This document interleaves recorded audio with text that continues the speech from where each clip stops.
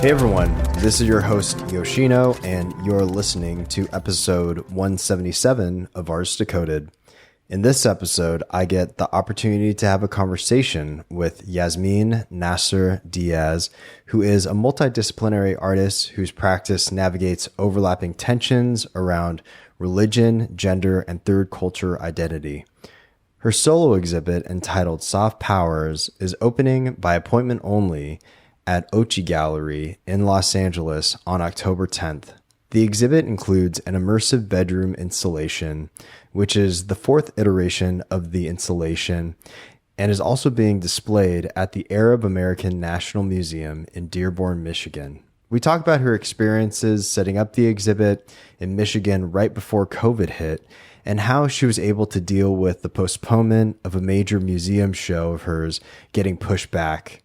And there are also some beautiful silk fiber etchings that are included in both exhibitions, which are based off of photographic images depicting intimate moments of leisure among her friends and family. And I had a really fascinating conversation with her about certain cultural and cognitive dissonances that occurred with her growing up. We talked about how she faced challenges conforming to traditional conservative Muslim Yemeni ways of living, and how there was a cultural split between what she was learning from home from her immigrant parents to what was being portrayed in secular American culture, and how her experiences differed from her peers while growing up in Chicago. We also talk about forced arranged marriage and how the surreal overtones of that became apparent when she traveled to the highlands of Jaffa in southern Yemen with her family at the age of 14. Overall, this was a really fascinating conversation, and I feel like a lot of you will get a solid understanding of the adversity that she went through during her life. We also talk about other relatable topics in correlation with the art world as well. But before we begin this episode is sponsored by Royal Talons North America. Known for renowned artist brands such as Rembrandt and Van Gogh, they want to invite all AD listeners to their Live Creators Studio series, which happens twice a week, with Royal Talons North America's art education director, Jeff Olson. In this series, he interviews prominent artists in their studios and discusses their current works, materials, and working processes. Both Jeff and the artists answer questions from the viewers about their art and the products they use. There are also chances to win Royal Talons products and swag. Please visit facebook.com/RoyalTalonsNA or search Royal Talons North America to learn more. We're also going to be launching a Patreon soon, and I know a lot of you have asked about that, so please check back with that. Or you can email us with any questions at info@artistdecoded.com. We just started a YouTube page too, so if you want to see some of the clips from various episodes, we're uploading that now, and you can also have an access point to listening to the full episode of the podcast on the YouTube page, so definitely go check that out. And before we begin this podcast, please go to our iTunes page, leave us a review. It helps for viewers just like yourself to hear about this podcast. And without further ado, here is my conversation with Yasmine Nasser Diaz. Hope you enjoy it.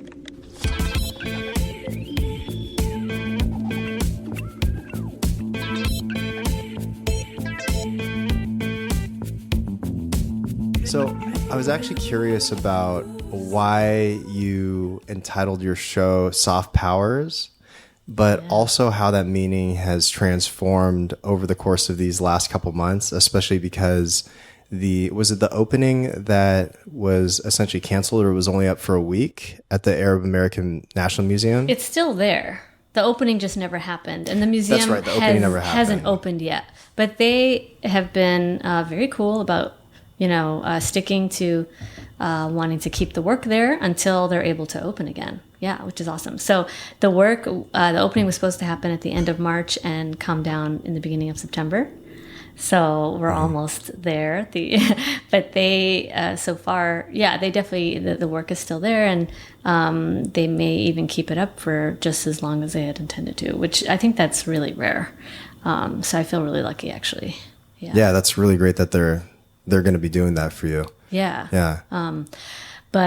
Okay, so the title, Soft Powers, yeah. So, that the term is like it's commonly used in like diplomatic relations, it's like talking about attracting versus like coercing kind of. And so I'm redefining it for this body of work because I like that combination of words, soft and powers. I like that kind of, sort of a contradiction, I guess, but I think a lot about these skills that basically all of us start developing at a young age. I think all children start to learn how to kind of like maneuver, and manipulate is a strong word, but I would say even manipulate like people around them. The first people are probably parents, adults, to basically like get what they want. Like it's probably this like very innate like survival strategy, right?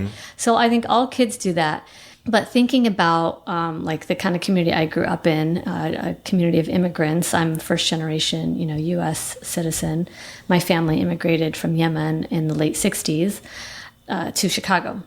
And so it's something that I, of course, thought about later when you're just, living it. You don't really think about it or articulate it. But, of course. Years after, like leaving home and meeting other people from different places who had maybe similar, different but similar backgrounds, who have these skills, I think very simplistically, people call them like code switching, which more commonly refers to language, how you might switch the way you talk. Even if it's in the same language, you might switch the kind of words that you use or the way, the cadence of your talk.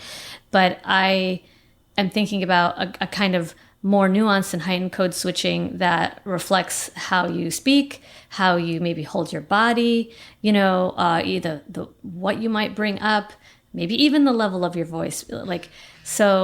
And this is something that in my experience is like very nuanced for like, the girls in this body of work who I'm thinking about, like Yemeni American girls who traverse these like very different worlds, like, of the different Arab groups. Yemenis tend to be very insular compared to others, and then girls even more insulated because like their families become very protective of them, especially as they are coming of age, and which is like the time period that I'm focusing on this work. So in order to navigate these different worlds, we adopt these skills on how to behave appropriately, whether it be at home or at school. So I'll use myself an example. I went to public schools in Chicago, in the city, and my school is like very diverse. In my class, I think I was the only maybe Arab Muslim kid, but we had people from like literally all over the world. It was a very immigrant, like heavy neighborhood in Chicago. And then at home, our community is like, pretty tight-knit Yemeni community. Like our block had a lot of Yemenis in it. And so as I, as a kid became like a little bit older, 11, 12, even before that, I noticed like a kind of more heightened like scrutiny, watchfulness around my behavior and my cousins and sisters. And so we just kind of, before even like thinking about it, you just kind of gradually learn how you should behave, like maybe in ways, at home and in your community, like not draw attention to yourself in a certain way, not speak too loud, not speak out of turn, not speak in a way that seems like not, ladylike or inappropriate. Yeah, I can understand that. I definitely can understand that. But I think like, looking back at some of those scenarios when you were a kid and being essentially told how to act, that maybe painting a picture, this is a certain way a lady should act, and, essentially being aware of those things from a young age. Looking back on it, like, what do you think about that? And you going through those experiences at that time period? My feelings are really mixed about it, when I was a kid, as I kind of gained more awareness about how I was being conditioned, I was really resentful because there was a very clear difference between how the girls were being raised and conditioned versus how the boys were being raised. So I had 2 brothers in my family and 5 sisters. And it was hard because a lot of those signs to me were saying you shouldn't be heard as much and your value is less. That's how it felt. That's how it was being received to me. And when I going to school in this world outside of home, a world that like praises you on using your voice and expressing yourself and on being an individual, it's very contradictory. That those are very mixed messages, and it's hard for a kid to grow up that way in a way. There's definitely bonuses because, like I said, it's like learning two different languages, but the world at home was very clearly trying to control me more and suppress me more. The culture that my parents came from it definitely felt more oppressive to me, and I would say my view back then wasn't so nuanced. It's one thing to have like maybe grown up in our village in Yemen where my parents grew up and to not like be surrounded by these different possibilities and options. Totally. I don't know how much I would be arguing against my situation, but it's another when you're like growing up in the US in Chicago and you see all these different potential options for you. And yet this other world is saying, well, this is the limit for you, so that's how it was when I was growing up. And now I have a different, more nuanced view on it, but that's, I feel like, a longer answer. Yeah, well, no, I'm curious about that point of view because, even, just to further paint a picture here, as I've been doing research essentially for this conversation, I found it really interesting because you were talking about your experience going back to Yemen and you didn't know at the time, but, and also you were talking about how, your brothers would be going out and they would be able to go through the town and, go on traveling around and seeing different things. But you had to stay back and had to do more like household duties and things that are more that really sat well with 14-year-old me. Sorry. Oh, yeah. Yeah. Yeah, definitely. Especially when you come from, I think there's like that strange duality of, growing up with immigrant parents from a more conservative background that are understanding from their perspective on how a life should be led. And then you can see on the outside how in Chicago, it's a much more liberal, sort of upbringing and like you said, much more individualistic. And then how those two ideas floating in your head are very much contradictory. And I feel like a lot of people that grow up from immigrant parents, a lot of my first generation American friends go through a lot of similar sort of conflicting viewpoints and trying to navigate those viewpoints. So, but speaking about like when you went back to Yemen and your parents set up, I think it was a meeting for an arranged marriage. Is that right? Can you talk about that? That's the thing. It wasn't a meeting. It was like, my memory of this is so like hazy, I think. One, because it was a long time ago, but two, so I'll just to explain, like I, was out like in our village, which is Yafet in southern Yemen in the highlands. And I was like out with some kids and it wasn't an official meeting. I just, we were playing, I think, and I don't even remember exactly what happened. All I remember is like later that day or maybe the next day, some kids were teasing me about this. That's your husband. That's your husband. And that was the first I heard of it, I'm sure that arrangement, that, like agreement was made. Who knows when? I could have been really young. I'm not really sure, but no one talked to me about it. So to find out through these kids teasing me about it, I went to my aunt and I asked her, like, is this true? And she confirmed that it was. So, I was really upset. I was really confused. I was really hurt. I was really angry.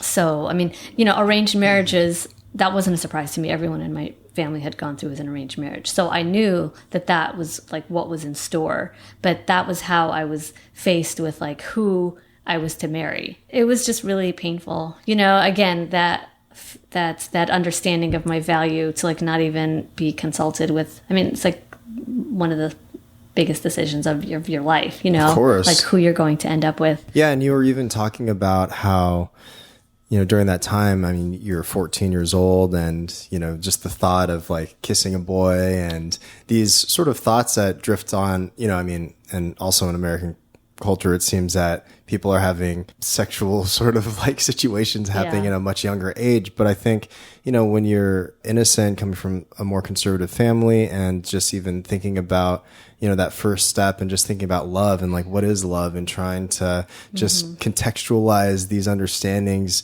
that you see on TV, and, even speaking, towards your show, Soft Powers, and just thinking about the television. And I'm not exactly sure, aside from the video that I watched, what was on there, aside from, some references to pop culture and those sort of things. But, these things that we watch even on TV and now like on the phone with this quote unquote modern technology that is constantly like in your face, Tether.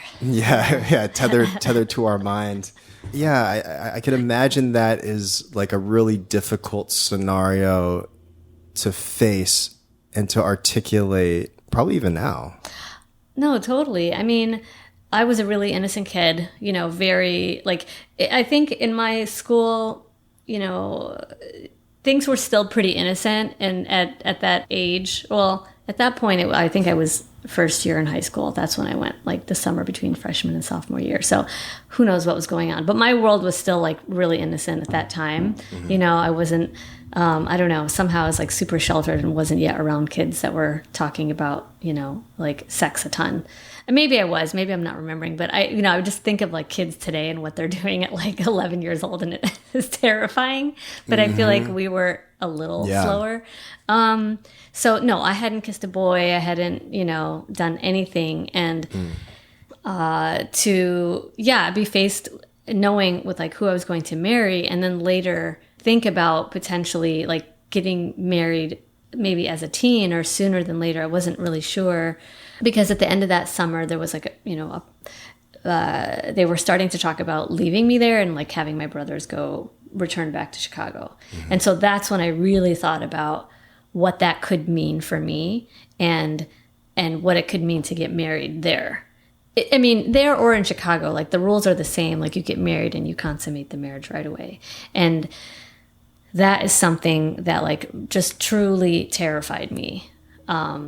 Because I mean, if it's not something that you're a willing participant in, it's essentially rape. It's essentially marital rape, marital rape that is condoned by everybody. And that's what's truly scary. Yeah, no, totally. And what's interesting too is that I was watching this show called Indian Matchmaking.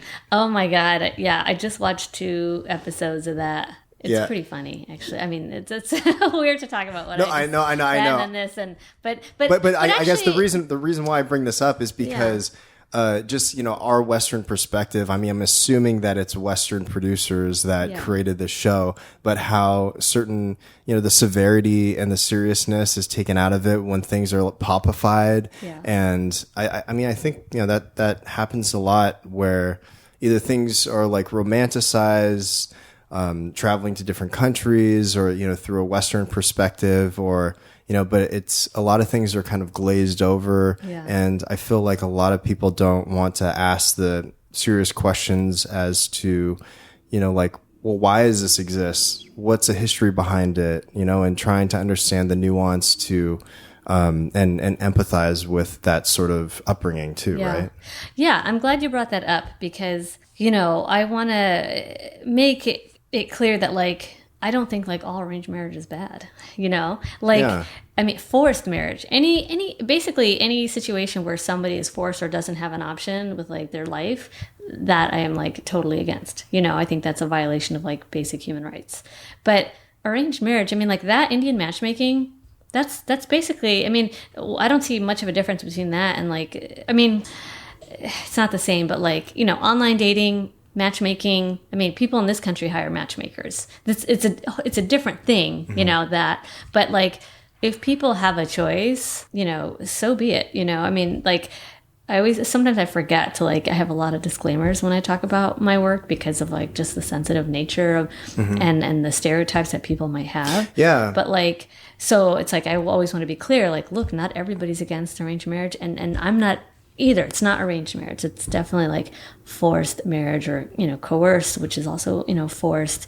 So some people want to do that, you know, like that's fine. Well, it's also, and it's also interesting just thinking about the subtleties of language, using arranged marriage instead of forced marriage, or, you know, and how, I mean, I'm not exactly sure the origin and the history behind that, but just how different words hold so much weight. Yeah. And I mean, that could even be likened to just communication in general, but. Yeah, and perception and who's the narrator, you know? I mean, I think there might have been a time where I was saying arranged marriage and I realized I had to say forced arranged marriage, you know, because even as a kid I was aware that like it's not forced for everyone, you know? But yeah, and I you know, okay, speaking of disclaimers, it's like, I also want to be clear that like, and this is another one of my very common disclaimers, is that like, because I'm often the first person of like Yemeni background that people meet or are hearing from, I'm so aware of how, you know, a lot of the things that I talk about in my work feed into a certain kind of stereotype. It doesn't change the fact that like they are true things that I experienced, like potential forced arranged marriage, like potential honor violence, you know. I wish I didn't have to talk about these things, but you know, they're facts related to my life. And so I do, and I'm very aware of like how tricky it is to talk about them. And because I took such extreme measures to be in a position where I felt comfortable talking about them, I feel like a certain like obligation to do that. But I also want to be clear that like, this isn't all of Yemen, and I'm not representing all Yemenis or all Yemeni women or all Yemeni American women. Yeah. You know, there's so much about where I come from and, you know, my culture that I appreciate and respect, and I don't want to add to demonizing people. Totally, yeah. And I mean, that's what I found interesting too, to just be talking to you about this, because I think from a Western perspective, there is a lot of demonization that can be put onto other cultures, just kind of blanket statement, you know, just any other cultures. But to be able to examine the nuance and the understanding, I mean, that's really where empathy comes from. And I mean, maybe if people had a little bit more empathy, we'd live in a bit of a different country. And that's a whole nother socio-political statement. But yeah, I mean, I think, you know, to be able to like take the time to investigate and you're also essentially utilizing yourself as an artist and, you know, to be able to talk about these things in an open and honest way, and you're discussing it with yourself and then also putting that into your artwork. And, you know, so it's pretty complicated. Yeah, definitely. I heard somebody once talk about, like, use the analogy of like walking onto a minefield, and I totally ripped that off. And I'm like, oh my God, that's exactly how I feel. It's like walking into a minefield. Like, you know, you don't know if you're going to like set something off or set someone off, but I do it anyways. You know, it's like if I may make mistakes, I'm sure I've made mistakes along the way, but I just got to a point where I couldn't not talk about things anymore.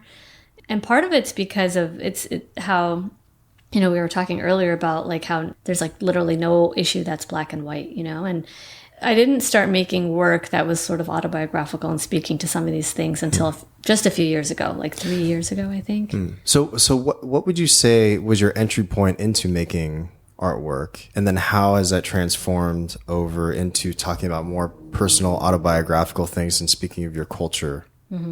Well, I was into art since I was a kid. So I've been making things forever. But I think about like my art career as it is now, as just starting a few years ago when I started making this other work. Because in the past, I was not talking about myself at all. I feel like I wasn't really reaching into myself with work that I was making. I was making things that were essentially like aesthetically pleasing, that I wasn't taking risks. I wasn't really trying to say anything. I was painting mostly. I was painting like these kind of city scenes. I was really into oil painting. I was, you know, started oil painting when I was in high school. But for a variety of reasons, like I couldn't talk about myself. I didn't want to, and it was even kind of a risky thing to do. I didn't know how to do it without telling the full story, you know? And so basically, like, you know, many years passed, and I just got to a point where I couldn't not talk about these things anymore. I feel like I'm being very cryptic, but it's something that like I still struggle to kind of talk about and explain. And so I'll just like maybe summarize this really briefly. And so like after high school, I left with two of my sisters, left home. Unfortunately, the situation kind of warranted us changing our names and our identities. And we weren't able to do it legally. I'm just going to leave it at that for now. It's like, it's something, I mean, I've talked about it before, but it's like, it's not always easy to talk about. And sure. Yeah. I feel like I've kind of explained it maybe. Okay. So, yeah. But that's when you were living in New Mexico. Yes. We went from Chicago to New Mexico. Why New Mexico? Well, there were people there that were supposed to help us, that met us there to help us. Like I literally found, saw this woman who was a guest on Oprah's show who was talking about this like underground network of women helping other women who needed to kind of go into hiding for a while. And I think most of the people that were hiding were like women who were fleeing from like an abusive partner, an abusive husband. And I mean, this is before the internet, before social media. So I literally went to the library and like looked her up, called her, and she was like, okay, there's this social worker PI team in Santa Fe, New Mexico. They'll meet you here this day. That's basically why we went to New Mexico, which is a great place to kind of hide, really. I mean, the state motto is the land of enchantment, and the locals call it the land of entrapment because so many people like are passing through, and then next thing you know, they've been there 2 years, 5 years, 10 years. I mean, I heard that story so many times, but it's kind of a safe place to sort of get lost, but also can kind of suck you in. I mean, and I wonder at what point, I mean, it must be different for each person, but where enchantment becomes entrapment. Yes, I know. Fine like, line. What's that line? It's, it happens. Is it the comfortability? I mean, that you can deduce that to anything. Yeah, kind of. Like I mean, moving to Los Angeles, I mean, it's such a, there's so much mystical sort of energy that is associated with just Hollywood and all those things, but then you come here and you go and look down at Skid Row. Yeah. It's, I don't know, it's such an interesting and poignant and terrible juxtaposition of all these realities and various economic structures, from the lowest economic structure to like the highest, capitalistic structure. And I don't know. Yeah, that was a really kind of rude awakening, to learn about LA. My sister had moved out here I think just not even 2 years after us being in New Mexico. Yeah, just like I think there's definitely like, this East-West Coast rivalry, and Chicago definitely lumped itself in with the East Coast and hated LA. I hated LA before I ever knew it. Why? Like, that's just like something you grew up doing. We all hate LA, right? Yeah. And, it's really refreshing to learn that LA is not just Beverly Hills and Malibu, and Hollywood Boulevard and all that, but there is that like extremity. And it's like, New Mexico is like, I think it definitely was, if not still is, one of the poorest states in the country, like top 3 or something. And to come to LA and see that extreme disparity of rich and poor it's a hard pill to swallow. It's kind of, that was definitely harder to take in than like being around poverty in New Mexico, because it's like so in your face, like one neighborhood being right next to another, that with vastly different like socioeconomic, levels. Mm-hmm. What were we saying before? We were just talking about enchantment to entrapment. Oh yeah. So yeah, right. So yeah, New Mexico definitely like kind of enchanting. But that's also where just nuance and understanding comes from too. Is, I mean, you can associate it with your artwork. You can associate it with just different perspectives in life, and even talking about romanticization of traveling. But I think that's also, evolutionarily speaking, what keeps people going is to have that thing that's in their mind where they want to strive for that thing. I'm sure as an artist, being in a nationally regarded museum is something that you strive for, right? And then it occurs. Yeah, I mean, I don't know, but I think that those motivational factors like keep your brain intact, but then you always have to find that next motivational factor and not get too complacent with the things that you had in your head from the past. And that's the interesting balance between having memories from the past, being present, and then looking towards the future. Yeah. Yeah. I think, anytime in my experience, anytime you kind of achieve a goal, right, a mile marker, I don't think I've ever felt like complacent, like, okay, I'm good. It just kind of, it's like when you go on a hike and you're like, oh, I'm here. And now I see things differently, and maybe it just informs like where you want to go next, or like, is this what I thought it was? Like, what is this? Was this thing as important to me as I thought it was? Mm-hmm. And that's always kind of interesting to learn when you get there. Totally. Yeah. So then to go back to your show and it not opening because of the pandemic, mm-hmm. and like I was saying, I'm just assuming that this is something you strive for, and then you finally get it, and then essentially it doesn't entirely get stripped away from you, but it's something that has to be put on hold until these unforeseen circumstances are, lifted, essentially, right? Yeah. Or there's a vaccination and all the complicated scenarios that comes with a pandemic. But so what are your feelings about that now that you've had some time? Well, I mean, I was in Dearborn for like the first 2 weeks of March, 2.5 weeks about, and when I left LA, there was, people weren't wearing masks yet. There was just the beginning talks of like sanitizing and like washing your hands. I packed some N95 masks in my bag because I had them in the studio, and I was like, should I be bringing these? Am I being silly? And I had some sanitizer, and I went to the airport, and I was going to buy some like, sanitizing wipes and more sanitizer, and they were all out. So anyways, I'm saying this because it was like, explaining like how this was all unfolding. Like I left LA and like early stages of talking about this, and get to Michigan, they're not really talking about it at all. But I was listening to my LA radio station all the time as I was working there. And so I was very aware of like, as the days went by, that like, oh, this might not happen. I think I even approached the museum first about like, we probably aren't going to have an opening. Like we probably shouldn't have an opening. Like they might have been talking about it, but they didn't say anything to me yet.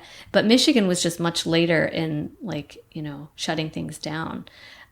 So I was prepared for it. I knew that was probably going to happen and should happen. And I wasn't even bummed about it at the time. This was so huge. I mean, global pandemic, that I don't know, like, even though, I was working, I've never worked so much on a body of work before, on a show before. I started working back in like September. I started experimenting with different techniques. I knew I wanted to add a new element to my work. And so I started experimenting with the fiber etchings. I'm giving you a much longer answer than like... No, it's fine. Elaborate. Keep elaborating.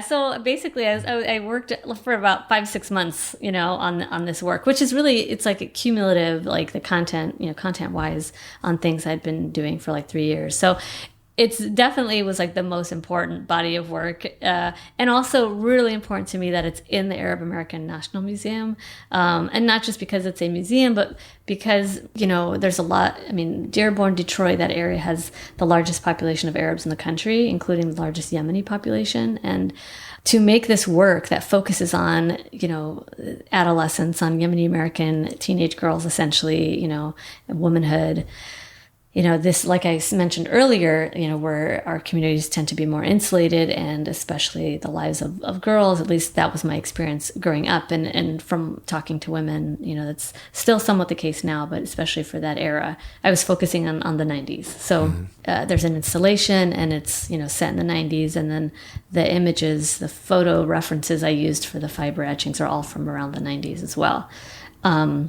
To say, like, when the museum invited me to do a show there, I thought that I was maybe done with this installation that I had been doing. I had done it twice before, and it was both the previous 2 times, it was more based on my life. It was autobiographical.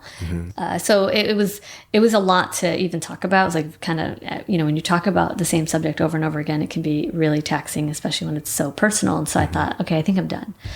But when they invited me to do a show, I kind of immediately knew I wanted to do the installation again. To kind of give me a little bit more of a buffer, I decided to make it based on a fictional pair of sisters.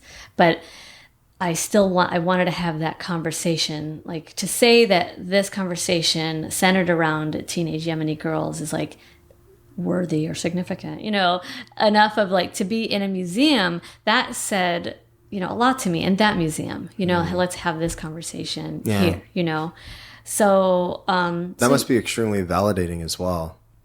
I mean, it's really great to be recognized, for your work and to have the space and that much time, Well, personally and also culturally.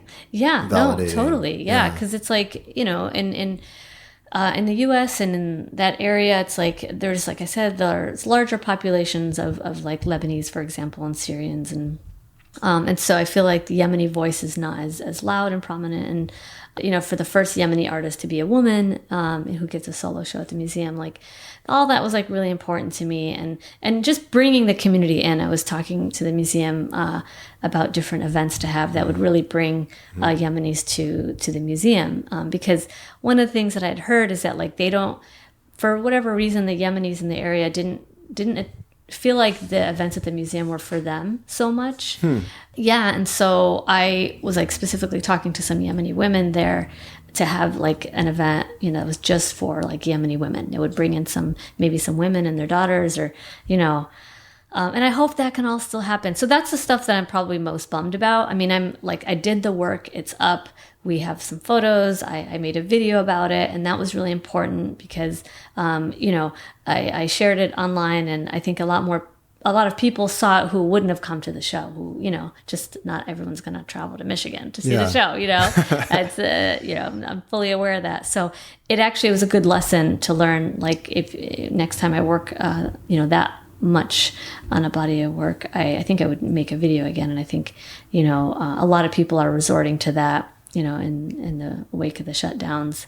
Definitely, yeah. Yeah, so it was really nice to like make it accessible to other people, but the engagement, that was just as important to me as like this work, right? I think a lot of artists who have these kind of different different worlds that they engage in with making their work. Like I'm an artist, and I'm trying to work towards a sustainable practice. I am trying to advance my career, right? Like whatever that means. Mm-hmm. So I have my art world goals, but then there's like the other hat that's like the content of this work and like who a lot of it is for. I mean, it's not just for Yemeni women, but like some of these conversations are specific to us, and that's just as important to me. Mm-hmm. When I think about when I was a kid and not knowing anybody else who understood like this community to talk about these things in this way, not having Instagram to resort to, it's like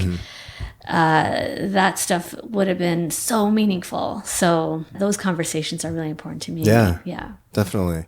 So then how do you personally toggle the line between, trying to make your career economically sustainable, but also to be able to speak so personally about experiences that you've been through and experiences from your observations culturally that you want to talk about? Like, where do you find that balance cognitively to be able to find a symbiotic relationship between the two? I mean, it's a constant struggle, but I'm also like, a lot of aspects of the art world, it's like it's a business. Like if you're like, if you have work in a gallery and you want it to sell, like that's a business. I think there's such a weird perspective sometimes like around selling work for artists. And I think it's really strange that people, some people have this notion that like, if you're thinking about selling work or focusing too much on that, you're selling out or it compromises your work. I mean, certainly there are decisions you do or people you work with or whatever that may be compromising your integrity, right? But like at the end of the day, like we all have to pay rent, So it's like I just, it's like they're just like different lanes I think about. I mean, my own income is like, like a lot of artists, it's a patchwork of things. I sometimes do freelance work on the side. I apply for grants. I've gotten, lucky to get a few of them, and I occasionally sell work. And, I don't know. I'm still figuring that out. I mean, having a sustainable practice is like, like I know very few people that just make money selling off of their work. I expect it to maybe be this patchwork, for a while, for a long time. I mean, I wish it wasn't the case that it was so hard to like figure out how to do that, but it is. But I think they're kind of complementary things, like when I struggle with that and think about like selling, I'm like, I just remind myself that this thing enables me to do this other thing, like it's really important for me to advocate for myself and for for the like my own self-worth or like the value of my work, thinking about how that, enables me to continue this other, maybe some would call it social practice aspect of it. I can't do that without like having some means to survive.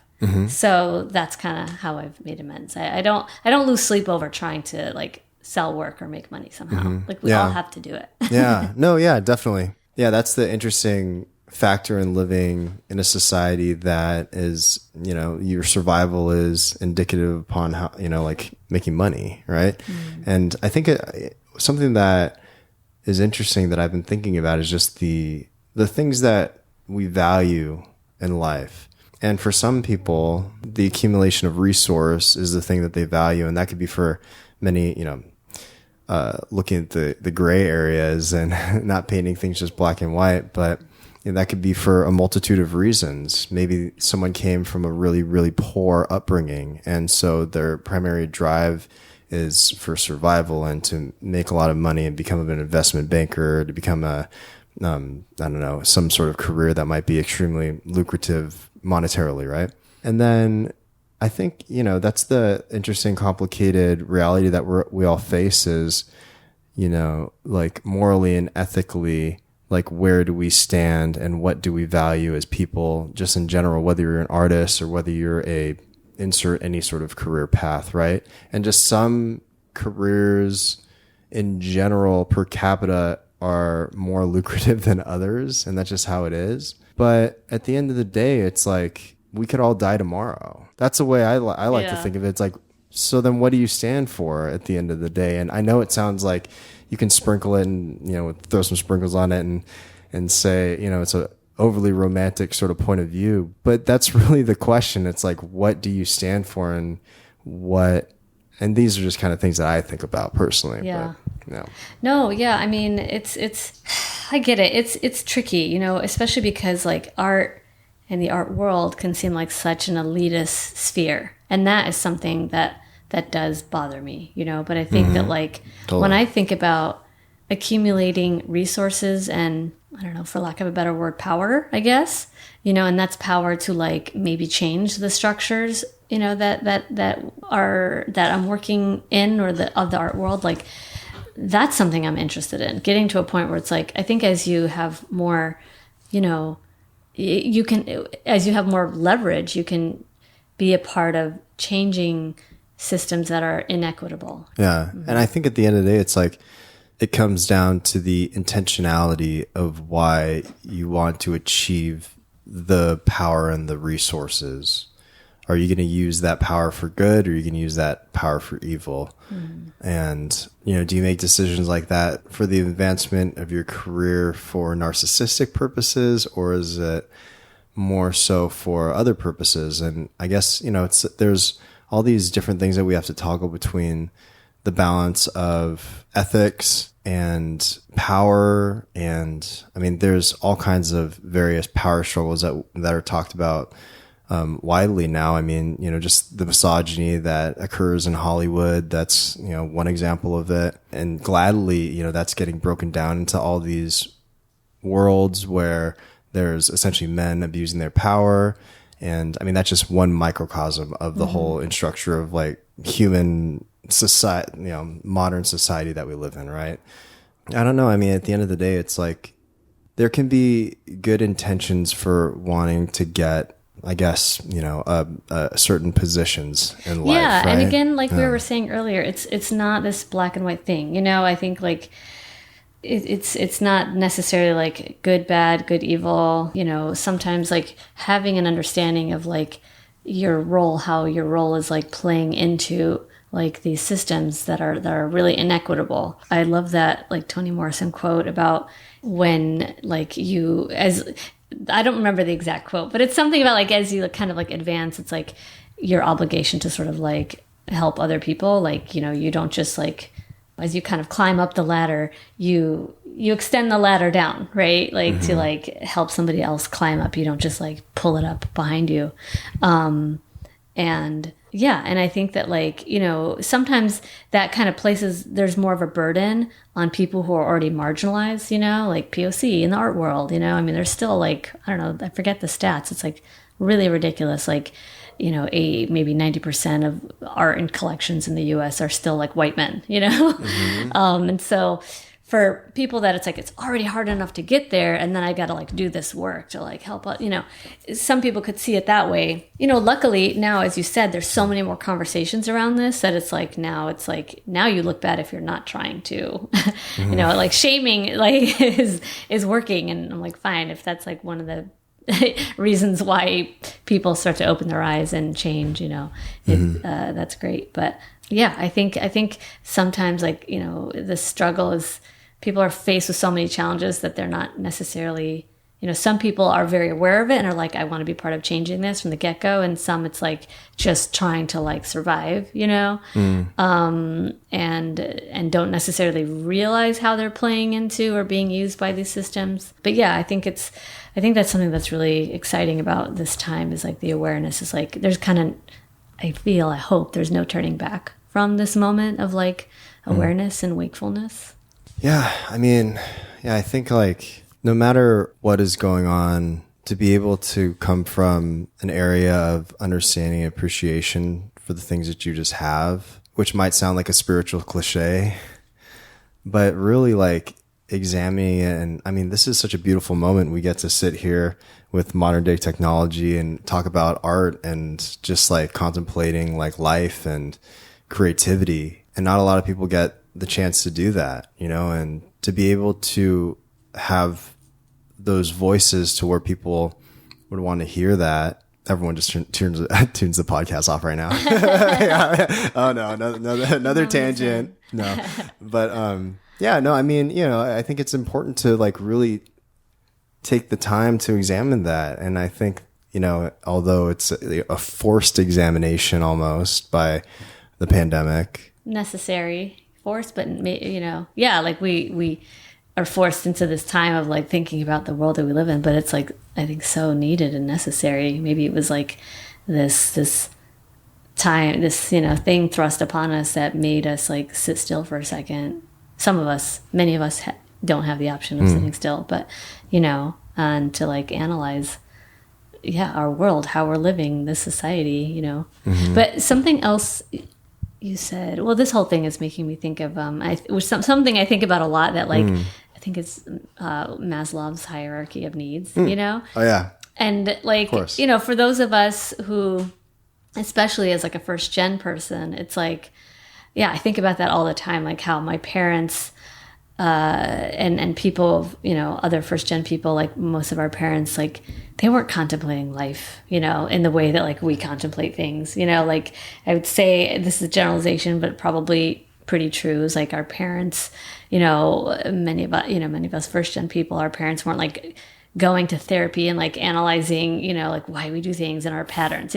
They're just surviving, you know, they came here with like little to nothing. Their focus is on putting food on the table, keeping a roof over our heads, like making sure their kids have a better life than they do. There's not a lot of like, you know, introspection and, you know, analyzing, you know, and so their sacrifices afford us this kind of like time to do that, you know? So yeah, it's definitely a privilege. I think as we get older, the more that we can hopefully understand and empathize with our parents and realize that we're more similar to them than we actually might have thought when we were younger. And also realize that some of the decisions that they were making were because of actually love, being able to see things more multidimensionally. And yeah, but so I'm curious, like, so, you know, the past couple of months what sort of work do you feel like you're compelled to start making, or have you already been making? I haven't made much new work. I keep looking back on this time, like, what have I done? I'm not sitting around like watching TV, but I don't know what I'm doing. But you know what's interesting is, okay, so just, I don't want this to be too like personally anecdotal. Yeah. But I've been writing a lot, and during this pandemic, I've been writing quite a bit. And the other day I wrote, sometimes the most important work is done during the quietest moments. My perspective is that we're always, if you're utilizing art as a medium to convey a certain message, you're always intaking and observing and just like understanding the subtlety and just like maybe the way the cloud is forming or the way that a piece of paper lays down on the ground or something. So that in itself is the work too. And it's forming in your brain, but has not yet met the canvas or the whatever. Totally. Yeah. And this is like, I kind of use it like as a version of that, like as a pep talks for my friends all the time. And it's really nice to like hear it, someone else say it. 'Cause I totally could use that. Like I need that reminder. Because, whenever people ask like, oh, how long did this thing take you to make? And it's such a tricky question to answer because it's like, well, it might have literally taken me 30 minutes, like to physically make it or 2 hours or 5 hours.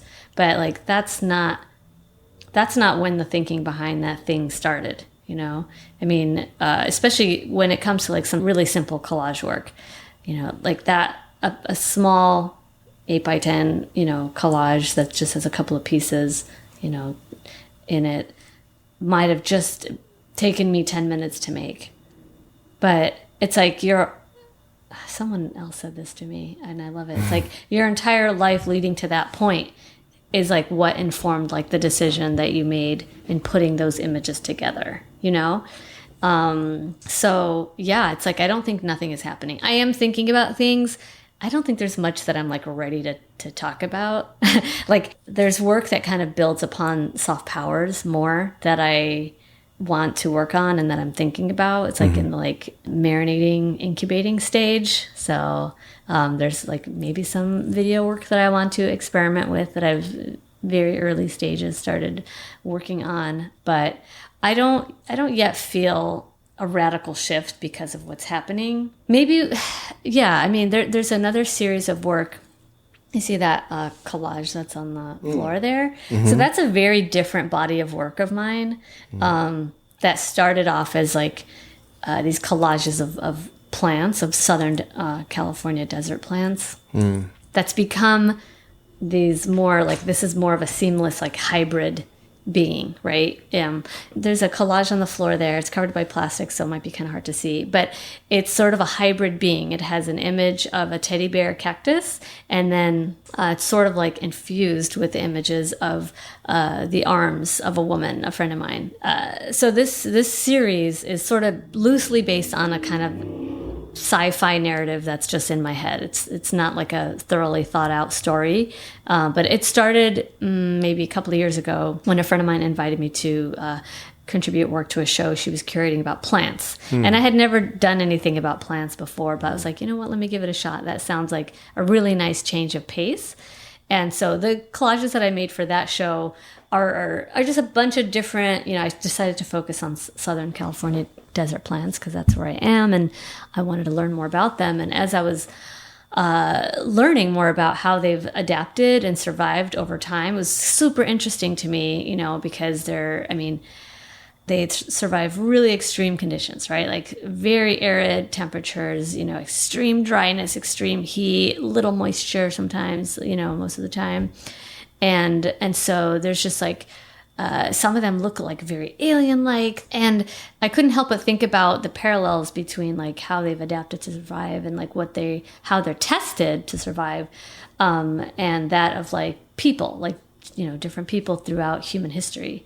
And so I want to collaborate with a writer to maybe, write some things that talk about this world, this very futuristic world where plants, like desert plants, have evolved to become carnivorous.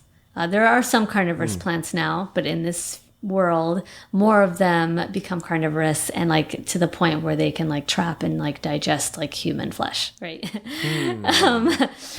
And you know, humans, like, we're screwing things up. We continue to like pillage and, you know, deplete the planet of, you know, its resources, and so basically they're doing this, you know, to save their home. So yeah, I mean, I'm not like necessarily a huge like sci-fi person, but it's just, this just kind of like naturally happened. And actually, I think even more so now, it's something that feels really relevant to me. So like, it's really nice to like not think about like my family history and this other stuff can be a little traumatic, and think about this other world, which, you know, it's not all bright and cheery either, but it's kind of cheeky to me too, you know? It's a way to kind of like process other things happening in the world. It's like, if I was kind of on the fence about this, I'm kind of more, like, I feel more sure about developing this body of work. So I have made some more of those, and I have thought about other elements and like ways to present it. Like, I'm talking to a sound artist about, maybe, you know, working with me on an installation, with these, like, you know, she makes these, really beautiful, I don't know if she'd call them soundscapes, but that's how I think about them. And they're kind of beautiful and kind of eerie at the same time. And, you know, some of them, which just kind of makes me think about this world. That's kind of the feeling that I, you know, that I want to evoke with these, you know, mixed media pieces. Like, I think could be seen as beautiful and creepy at the same time.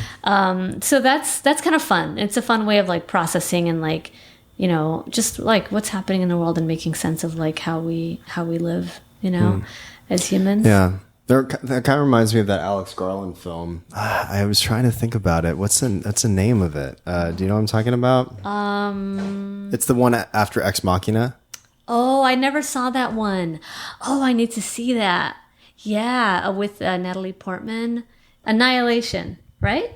Annihilation. Yeah, I did not see that, but I do need to see it. Yeah. Yeah, it's a really, really good film. Yeah, it's interesting. It's almost, well, I mean, at first glance, when I look at that, I think, oh, that seems kind of like the last time I did shrooms. I think I became the cactus. I was the cactus, and I am the cactus.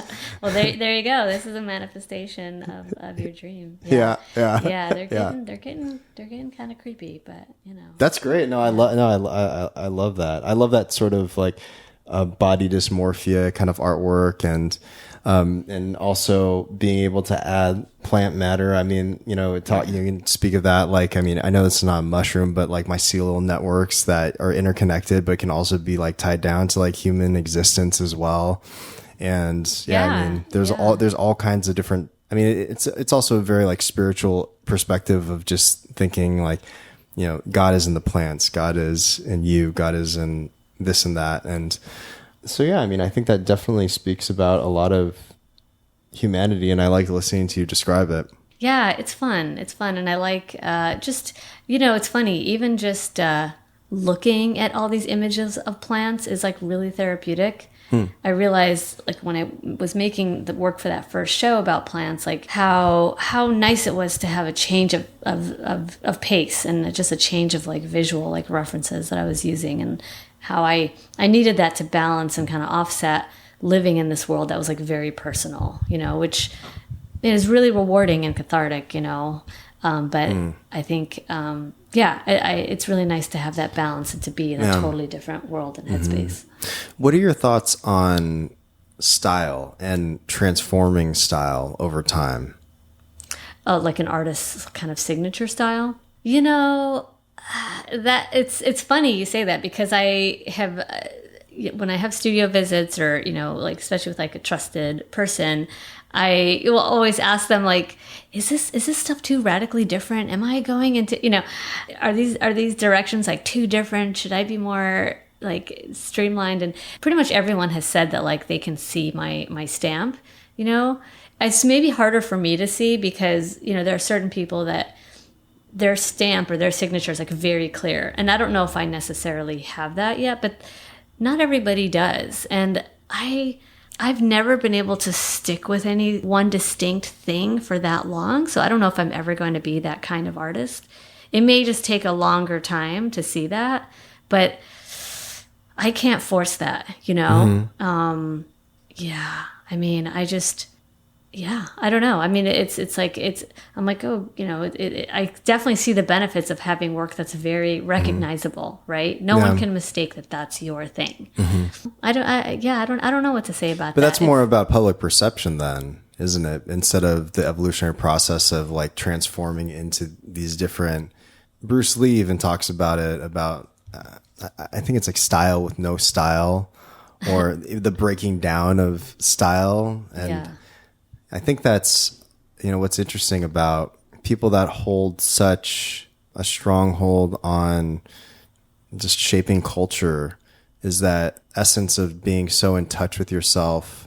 It's almost like, I mean, I question these things too about, you know, like style and, you know, is this authentic? But at the end of the day, it's like, it is you. It is you that these thoughts have permeated into your brain and you get spit out the other end into whatever it could be, a collage, a etching, a installation. And yeah, I don't know, but that's the interesting thing about being an artist is like seeing what the most appropriate communication form is for that. Is it a written form? Is it a photographic form? Is it a collage form? Yeah. And and that thing about authenticity, you know, that I think is really interesting, especially, you know, again, as like, you know, a child of immigrants, like growing up, you know, in multicultural, like, you know, worlds. I think about that a lot. Like, you know, like we have these conversations about authenticity, like a lot, like, for example, in terms of like, let's say food, right? Like you might hear somebody say like, oh man, I went to this place and like the food was like authentic Southern Thai, you know? And like, what does that mean? Like authentic, like to who necessarily? Like, I don't know. I ask these questions to myself a lot. And like, you know, when I was making collage work and starting to look at like images of textiles and looking at things that were familiar to me, and then I started to go out and like and buy textiles. And I went to, is it Artesia? I always get Artesia and Arcadia mixed up. And there's like that main strip with all the stores that have like the fabrics to make like saris and stuff. And, you know, my family's not Indian. We're from Yemen. But in Chicago, there's a similar area, a neighborhood on Devon Avenue where like all the like Indian, you know, restaurants and, you know, clothing stores and fabric shops are. And, you know, there wasn't like a Yemeni neighborhood of shops and textiles, and Devon Avenue is where the women in my family would go when they wanted to buy fabric to make dresses. Like when there was a special occasion, they wanted to get some nice material, we would go to Devon Avenue because like there's something about that aesthetic of the textiles they had that was like, you know, was attractive to them, something they, you know, that appealed to them. And it's like, that's familiar to me. You know, and like the interesting thing about like these fabrics is like when I was in Artesia, I asked the shops where I bought fabric, like, oh, where are these from? Nobody wanted to tell me. I was like trying to assure them that I'm not trying to open up a textile shop, but you know, I think that, you know, they're coming from different places, like maybe Bangladesh, maybe, you know, Thailand, maybe some are from India, but you know, where were these, like they're made in different places. And so I just think it's interesting, like what is authentic to you might not be like, you know, like I'm making this work as a Yemeni American, but this isn't necessarily like Yemeni. It's like there's a certain aesthetic, definitely, that like the women in my family gravitated towards, and that's what became familiar to me, like these jewel tones, the paisleys, these intricate patterns. And so basically it's like part of like maybe what defines a culture, but culture's like not a static thing. You know, and it's constantly changing as we change and evolve and move and migrate. Yeah. So that I love that, you know, and that's why I think like stories about third culture identity or like, you know, immigrant culture, they never get old because they're all unique in their own way. You know, you could ask for the same kind of like story structure from someone, but you're going to get a gazillion different stories if you ask a gazillion different people. You know, exactly. Yeah, and they're all going to be probably really interesting, you know, and that, so. Yeah. And that's what's interesting. I mean, just that idea of style without style or style with no style, and taking your personal observations of culture and also just the surroundings and figuring out and trying to figure out, maybe intuitively you're drawn to this fabric, and it's interesting that we deduce it to a specific culture, and like you were saying, like authentic Thai or authentic Indian or whatever it may be, right? Yet it's just really yarn strung together in these intricate patterns that we associate as being something. And that could be similar for a painting. I mean, oil painting is really just oil paints and cadmiums and these different sort of colors that turns into something. Mm-hmm. And it's what I find really interesting is just when you walk into a museum, for instance, and just something speaks to you and you may not even know the artist, but you just look at that painting for a very, very long time and you're wondering, and you could be able to articulate it, but something about it, the energy that someone put into this piece, what they're trying to translate, and maybe it's unknown to them. Maybe they didn't know what they were trying to translate at the time. Yeah. But something touched you in that way, and you can deduce that to film or music or anything. And I think that's also why it's really important just to talk about art in general and the perspective of artists. Yeah, I mean, those things that like when something appeals to us, when we're drawn to something and we can't explain why, it's like it could be appealing to your subconscious. And if it's like a visual art, for example, if someone were to collect, a bunch of images that evoke that same feeling, or I'm just going to save a bunch of images, a bunch of files of things that appeal to me. And even though you might not have initially been able to articulate why this thing appealed to you, after you've collected 10 or 20 or 30, that's when you might see a pattern, And I think that's so interesting. Like that kind of happened with me with collage. Like when I first started getting into collage, which was just a few years ago, and I started doing these like quick collages, these quick warm-up collages in my studio. And they were like, no intention collages. I just, would try to do something in half an hour. It really just set the bar low, kind of warming up the brain.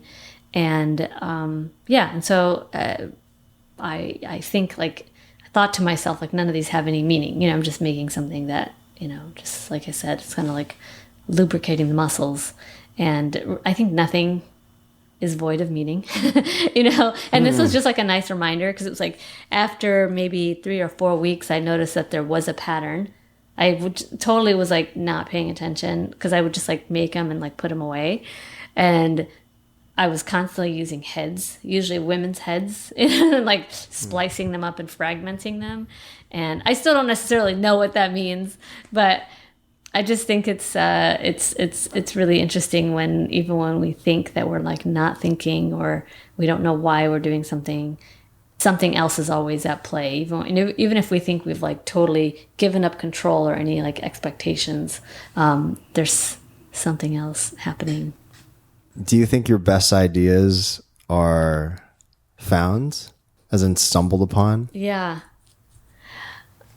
I don't know. I don't know if I'm the best judge of my best ideas. And I also think that like nothing is really stumbled upon. It's kind of like that, like we might think that like, oh, this thing just came to me. And it's like, yeah, but there's like so many years behind that thing that came to you. It might have seemed like it just came to you in that moment, but it's like everything leading up to that point formed you and informed that decision. You might not have been aware of it. Maybe it just became revealed, but it was always like the workings for it were always in your head. But I do think it's important to have that feeling and access that feeling, which is why I think practices like anything that's like kind of meditative that allows you to maybe access a more like intuitive place, I think is really important. And that's why collage was such an important tool for me when somebody told me about this collage night, and I literally like, maybe when I was in high school I did collages, but since then I hadn't at all. And I went to this collage night, and by the end of the night I made like 3 or 4 collages that I wouldn't have ever recognized them as something I made. They just look so different than anything that I'd made. And I realized like, oh, another part of my brain was working. It was like, it felt like play in a way that I hadn't felt in a long time in terms of art making. And I realized, oh, how important that was, and how much I was lacking or maybe missing that kind of way of working.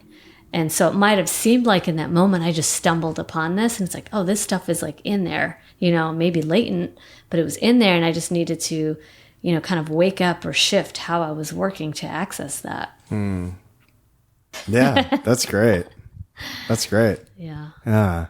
Well, thanks so much for doing this. I really appreciate you taking the time and having me at your studio, and just taking the time on a Sunday to be able to sit down and talk. No problem. Yeah. It was great having you. Thanks for coming by. It was good to talk. Definitely. Actually, let me ask you one more question. Yeah. Do you have any advice for young artists? Yeah. Or just artists in general? Yeah. No, my new favorite, well, it's not really new, but word of advice or words of advice is definitely something I wish somebody would have told me, man, a long time ago. And that's to not fear failure, like to not try to avoid failure so much. Oh, man. Yeah. If I could go back in time. It's like just that Cyndi Lauper song just comes into my head. Wait, what? If I could turn back time. Oh God, yeah, Cher. Yeah, that's right. Cher, not Cyndi Lauper. Yeah. Oh yeah. No, she time after time is Cyndi. Time after time. I'm getting my times mixed up. I know that. I sing that Cher song all the time. Anytime I have a regret. Oh my gosh, it's so funny. That's so good. But not being afraid of failure. Oh my God, the more things you fail, the more you grow, risk taking is so important. I really feel like I have held myself back in so many ways because I was so failure averse. I was so afraid of so I didn't try things. I didn't try enough. And I think that's so important for young people. So how do you think people overcome that? By failing. By doing things that scare them. If it scares you, do it anyway. That's the definition of courage. Have you ever jumped out of an airplane? No. That's a kind of scary that I have no problem. I have no shame in having no desire to do that. Nope. I like my feet firmly on the ground. Making really vulnerable work, that's scary to me, to do that. That's a different kind of failure. But jumping out of planes, no, I don't think I'll ever do that. Do you think it's because of a fear of death, or what do you think it is? Or fear of heights? Fear of heights. Yeah, sure. Fear of death. I don't want to die now.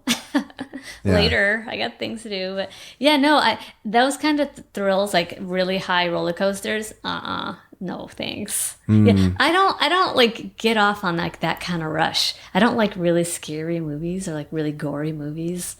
Interesting. Yeah. That's interesting. Okay. So, all right. Now we're gonna venture into another topic. Okay. So, why do you not like scary gore movies? I mean, well, gore. I don't understand that. I think it's kind of perverse. What is up with us as humans that we that's a form of entertainment to watch someone get mutilated or hurt. It's kind of gross to me. But isn't that an innate sense of morbid curiosities? Morbid curiosity, to watch a human cadaver be dissected, that's enough of a morbid curiosity for me, But actually watching someone be But it's fake though. Yeah, but that. There's so many different ways to be entertained, and also there's so many awful things happening in the world. I'm why is this entertainment? No thanks. If you're aware of the world and what's happening in it, I'm I don't understand. This is a form of this is what I want to do in my time off. I mean, I get it. I'm probably in the minority. So many people enjoy this stuff, but no thanks. I like thrillers and suspense, but not definitely it's more of not a psychological element though, and not so much a visceral cutting someone's limb off. The visceral stuff is super gross, and I'm not into it. That Saw series, I will never ever. That stuff is I don't understand that. I feel there's something seriously wrong with that. That. You might be a huge fan. I don't know. Don't tell me. No. I mean, no. I this idea has just. I'm having, as we're talking about getting older and just having sort of transforming ideologies. When I was a kid, and like I said, I don't want to make this too personally anecdotal, but when I was a kid, I really, really was into the bloody, gory, visceral, in your face sort of thing. And as I'm getting older, and also maybe just less I don't know, like easing into just being more mature and all those things. Yeah. I think like I could easily watch something as like the other day I was watching with my mom About Time. What's that? It's a film with Rachel McAdams and that one guy that was in that other Alex Garland film. I forget what his name is, but he was in Ex Machina. Oh, the kid that goes to stay on the compound? Exactly. Oh, okay. Yeah. I don't think I've seen it About Time. Yeah, and so basically the premise is his father on, I think it's his 21st, it's either his 18th or 21st birthday, brings him into his office and he has like all these books all around, it's like a huge library of books. And he says, son, I need to tell you something really serious. It's your 18th birthday and you can time travel. And he's like, what? He's like, what are you talking about? He's like, yeah, just go in the closet and just close your eyes and really imagine hard of where you want to go from the past and you'll be there. And then he does it and he goes back in time. And so it just it's this interesting thing, but it's a love story. Yeah. And, he falls in love with Rachel McAdams and then tries to go back in time and change certain things. And, but anyways, I think like before when I was a kid, I wouldn't have liked a film like that because I don't know, maybe I was just trying to be tough or something. Yeah. But it's too soft of a movie. Yeah, it's too soft. And then and then now it's like I love movies like that. Yeah. I will cry during movies like that and embrace the fact that I can cry over these movies like that. And I don't know. It's interesting. Like over time, you just talk to more people and get a certain sense of where people are coming from and ease up and just become more of yourself, Yeah. We don't have to I think we care less about what others might think of us, so it's like we're okay with watching a movie and crying and I'm more sensitive, I could watch more violent movies when I was younger. I wasn't necessarily into seeking them out. Mm-hmm. But now I'm even more sensitive to it for sure. So yeah, that's really interesting. Yeah. Well, I guess we'll end the conversation there. No, but seriously, thank you so much. You're going to go watch Saw now, aren't you? Yeah, I'm going to watch all 35 of them. Oh my God. Yeah, Saw 1, 2, 3, 4, 5, 6, 7, 8, 9, 10, 11, 12. Yeah, so that is what it is now. But thank you so much for taking the time. Yeah, seriously. Thank you. This was great. Thanks for having me. Yeah, thank you. All right.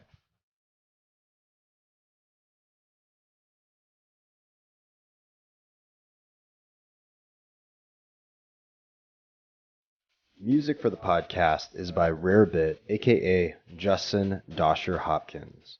Creative producer is Noah Wainwright. Research is by Trevor Joyce.